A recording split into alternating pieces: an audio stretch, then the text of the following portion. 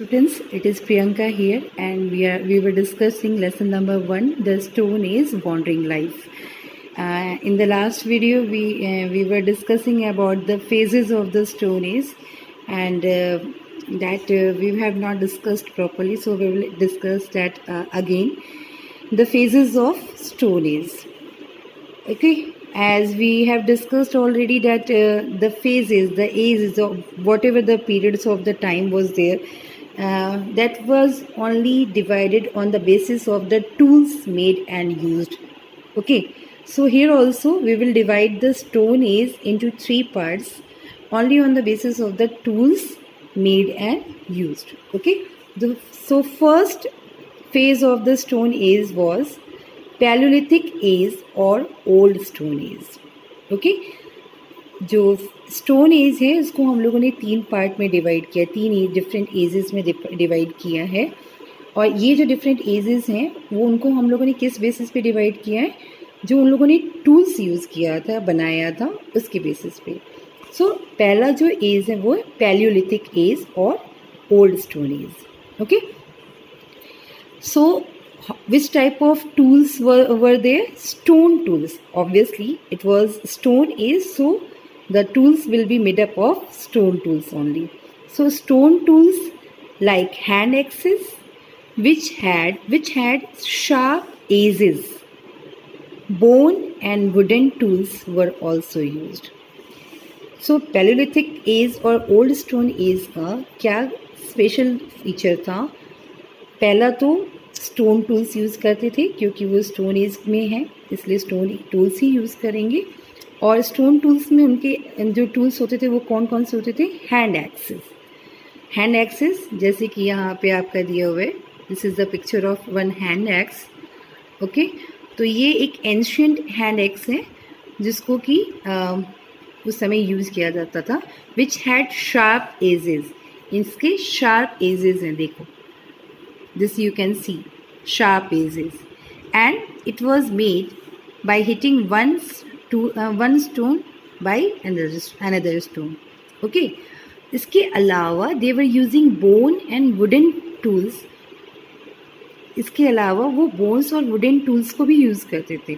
They were also using bones and wooden tools. Okay, so this is all about the feature of Paleolithic age or old stone age. Second age was Mesolithic age or Middle Stone age. Paleolithic age, Old Stone age. Mesolithic age means Middle Stone age. Okay, so what was the feature of Middle Stone age?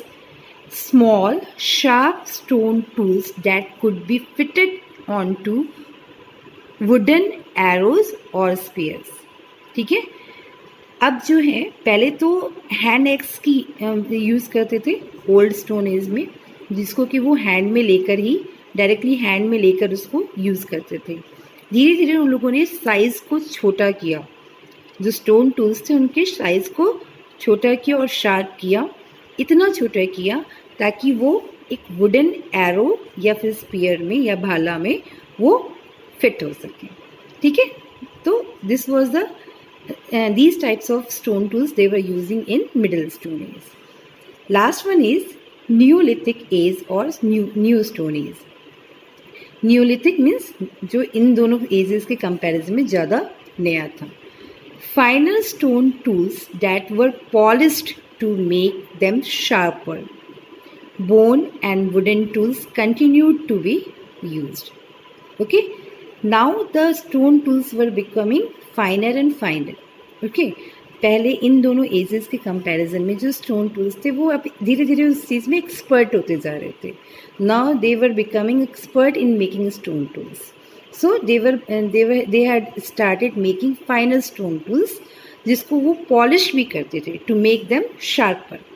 Okay, और as they were using bone and wooden tools in old stone age also, in Middle Stone Age also, and in New Stone Age also they were using bone and wooden tools. Okay, so these are the 3 ages of or phases of Stone Age which we have discussed. Now we will discuss about their lifestyle, how they were living, what they were doing, how was their lifestyle, how they were arranging their food. This and all we will discuss in the rest of the part of the chapter. So first category is shelters. Shelters, where they were living. Caves used as shelters have also been found. People probably lived in them when it was wet or cold. Some caves have the bones of animals. This tells us which animals were hunted and eaten by these people. Caves जो हैं, बहुत सारे caves जो हैं हमें मिले, जिसमें कि वो लोग रहते थे कब, जबकि बारिश होती थी या बहुत ठंड पड़ती थी, तब इन केव्स में रहते थे. Otherwise they were roaming here and there, और बाहर खुले में ही रहते थे.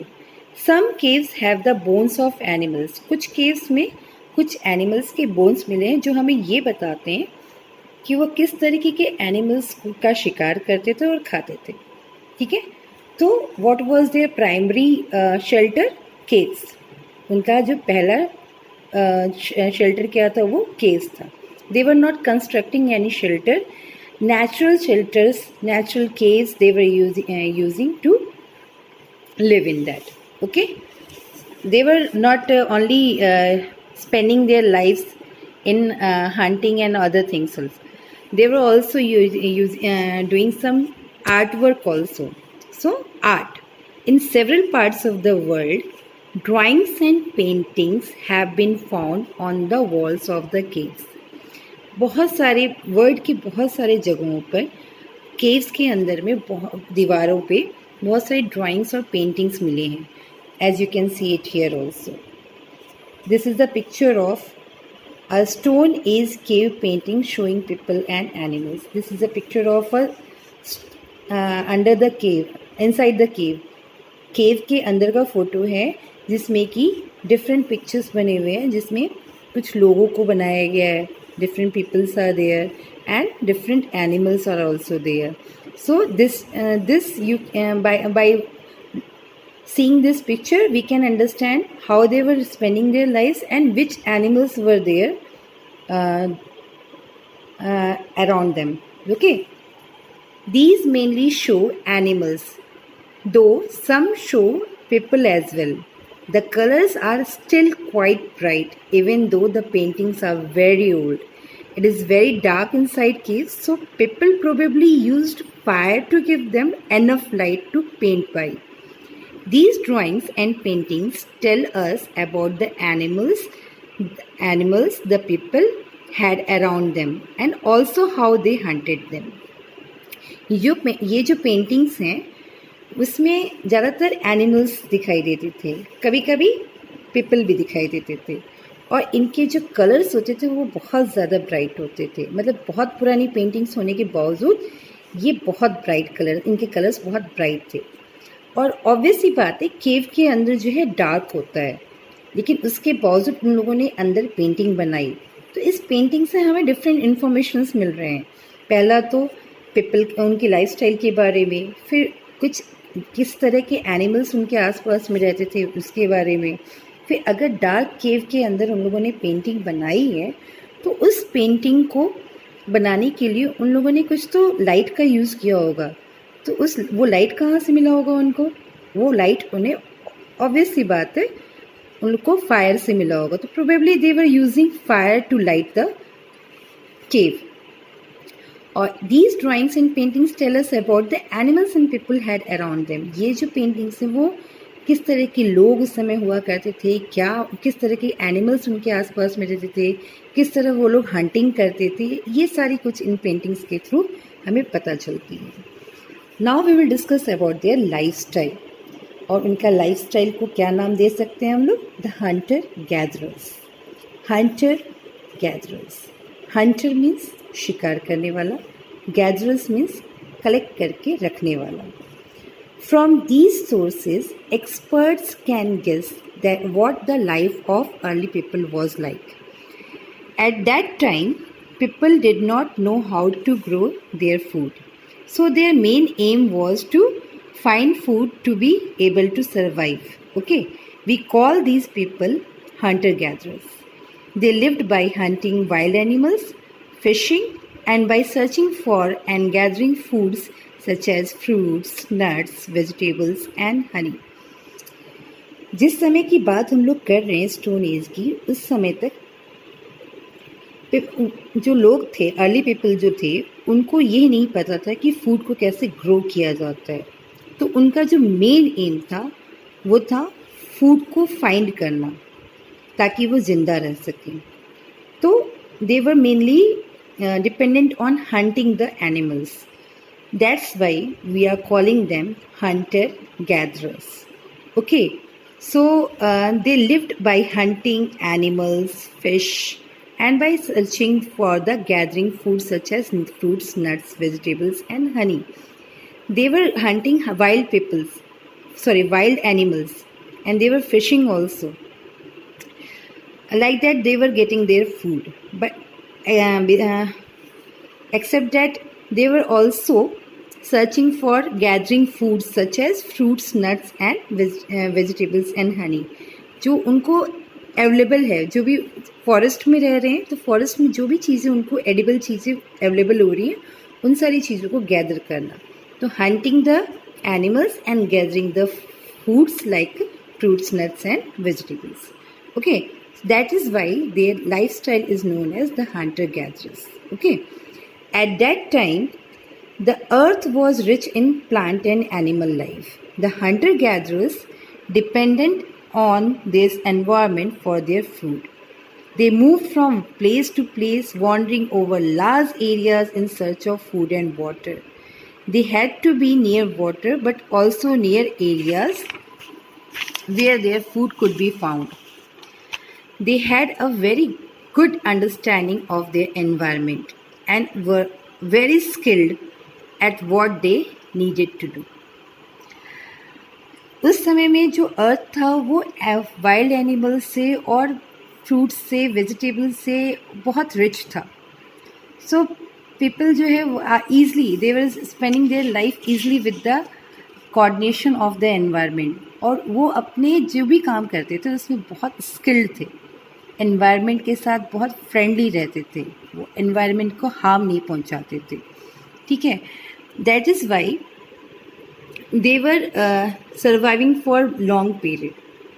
Okay, the men hunted in groups. They observed and understood the animals they hunted, where they were to be found and how they lived. Men जो होते थे, they have divided their roles. In men, they were hunting in groups. They observed and understood the animals they hunted. First of all, they started to observe the animal to whom they wanted to hunt.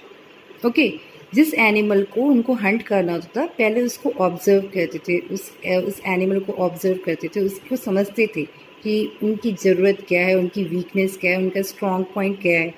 ठीक है, उसके बाद वो उसको group में hunt करते थे. Some animals they hunted were the elephant, the buffalo, the giraffe, different types of deer and smaller animals like wild pigs. Okay, animals were probably chased until they became tired and could be killed, or until they fell into a deep pit. Perhaps they were chased to a wet, muddy area where they got stuck. Stone tools were then used to kill them and cut the meat so that it could be carried home. उनकी strategy क्या थी hunting की? उनकी strategy ये होती थी कि वो एनिमल्स को जो है पहले चेज़ करते थे, उनका पीछा करते थे और उनको दौड़ाते रहते थे. तब तक दौड़ाते रहते थे जब तक कि या तो वो थक ना जाए, या वो किसी गड्ढे में ना गिर जाए, या फिर किसी मडी या वेट जगह पे स्टक ना हो जाए. और जब वो थक जाते थे या स्टक हो जाते थे या किसी गड्ढे में गिर जाते थे, तो अपने स्टोन टूल्स की मदद से वो लोग उसको मार देते थे. और उसके बाद जो उसकी मीट को कट करके फिर अपने घर ले जाते थे. ठीक है, now we will discuss about the role of the women at that time. The women looked after the children. Women क्या करती थी? They were not hunting, they were looking after the children. They also gathered food like fruits, roots, berries and seeds. उनको forest में जो भी कुछ gather करने के लिए मिलता था वो उसको गैदर करती थी। They knew which plants and seeds could be eaten when the fruits and berries ripened and where they grow. उनको अच्छे से पता था कि कौन से प्लांट्स और सीड्स को खाया जा सकता है और कब जो है कोई फ्रूट या बेरी पकेगा, खाने लायक होगा, या कहाँ पे वे ग्रो करते हैं। ठीक है। They used pointed stones and sticks as tools to dig up the roots.